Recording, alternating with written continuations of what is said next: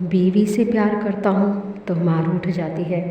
माँ से प्यार करता हूँ तो बच्चे रूठ जाते हैं। बच्चों को मनाता हूँ तो जो बाहर की लाइफ है वो डिस्टर्ब हो जाती है।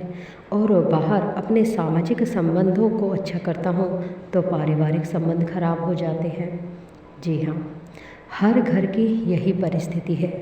कोई एक व्यक्ति खुश है तो 9 नाराज़ हैं। 9 यानी 9। और घर के सभी व्यक्तियों को खुश रखता हूँ तो कहीं ना कहीं मेरी अपनी खुशी दब कर रह जाती है। सबको खुश देखना चाहता हूँ फिर भी घर में दुख आ जाता है। रोज़ प्रार्थना करता हूँ फिर भी नहीं जानता कि सब कुछ अच्छा होगा या बुरा। आज इस भगवान के पीछे भाग रहा हूँ तो कल उस भगवान के पीछे। ये भगवान कुछ नहीं करता, वो भगवान भी कुछ नहीं करता। ऐसी परिस्थिति आज के समय में सबकी है। आपकी है, उसकी है, वरना तो उसकी है, सबकी है। लेकिन सबसे दुखी कौन? मैं। और दूसरा सुखी दिखाई देता है। दूसरे की थाली में लड्डू बड़ा और अपनी थाली में छोटा दिखाई देता है। कोशिश करता हूँ बहुत सारी, फिर भी परिणाम नहीं मिलता। कभी अपने वर्तमान की चिंता करता हूँ, कभी भूतकाल की, कभी भविष्यकाल की, लेकिन ये नहीं जानता कि सत्य क्या होगा। तो चलिए आज इसी पर विचार करते हैं। आपने ये सुना तो होगा, एक अनार 100 बीमार। जब अनार एक हो और बीमार व्यक्ति 100 हो तो हम सोचते हैं कि हम किसको दें। जिसको देते हैं वो सोचता है कि हाँ ये मेरा अपना है, और जिसको ना दें वो नाराज़ हो जाता है। गैरों में और अपनों में केवल अपनों को चुनता हूँ, गैरों को भूल जाता हूँ। आज वही परिस्थिति इंसान की है। हृदय तो उतना ही है, वजन भी उतना है, लेकिन उसमें प्यार थोड़ा कम हो गया है। घर के सदस्य भी कम हो गए हैं। घर की रूपरेखा बहुत सुंदर है, सारा साज सामान है, फिर भी खुशियाँ नहीं हैं, आनंद नहीं है। परमपिता परमात्मा को जब हम अपने हृदय से बाहर निकाल देते हैं और मन में भर लेते हैं पैसे को, तो यही हाल होता है। जी हाँ, जब प्यार कम होगा तो आपको उसे सोच सोच कर ही खर्च करना पड़ेगा। इसे दूँ या उसे दूँ। एक को देने जाता हूँ तो ख़त्म हो जाता है, फिर दूसरे के लिए बचता ही नहीं, तो दूसरा तो दुखी हो ही जाएगा ना। इसकी हर परिस्थिति को केवल एक ही व्यक्ति सुलझा सकता है, और वो है परमपिता परमात्मा। आपको परमपिता परमात्मा से कनेक्ट होना पड़ेगा। 24 घंटे में से कुछ समय परमपिता परमात्मा के लिए निकालने होंगे। वो प्रेम का सागर है।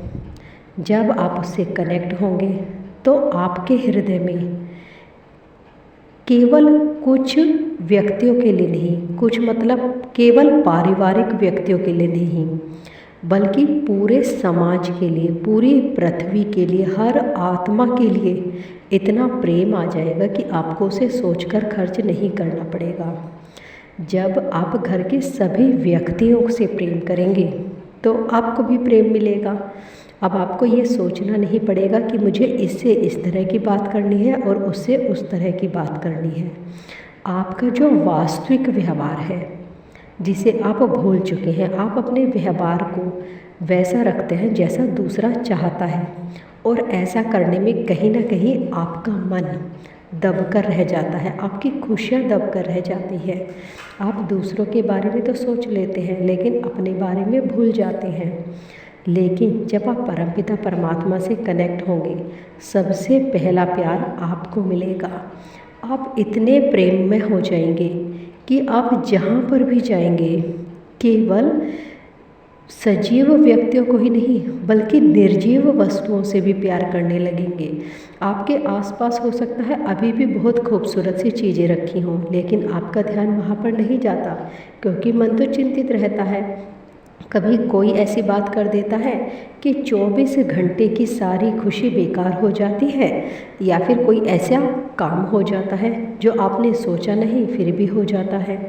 हम हमेशा प्लानिंग में लगे रहते हैं, लेकिन सबसे बड़ा प्लानिंग करने वाला तो वो परमात्मा है।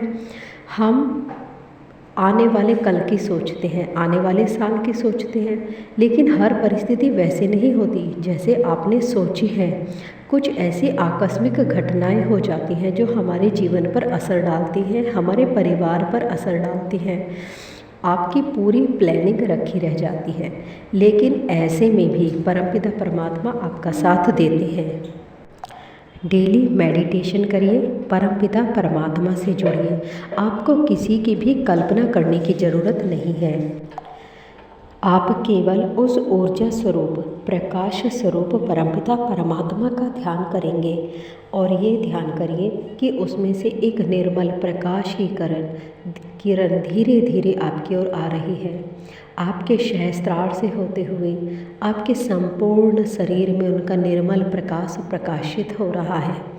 धीरे धीरे वो संपूर्ण प्रकाश आपके शरीर के अंदर और बाहर आपको पूर्ण रूप से निर्मल और प्रकाशित कर रहा है। हम जब भी ध्यान करते हैं तो हम हमेशा कल्पना अपने उस शरीर की करने लगते हैं जो हमें आईने में दिखाई देता है, लेकिन जब आप ध्यान करें तो आप ऐसा ना करें।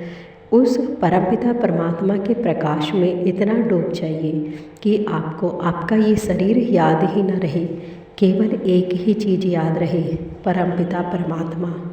हे परमपिता परमात्मा, आपकी कृपा से मैं प्रेम का सागर हूँ। कोई गिनने की ज़रूरत नहीं है। आपको कुछ भी नहीं गिनना कि आपको इतनी बार कहना है या उतनी बार कहना है। एक बार कहिए, 2 बार कहिए और उस प्रकार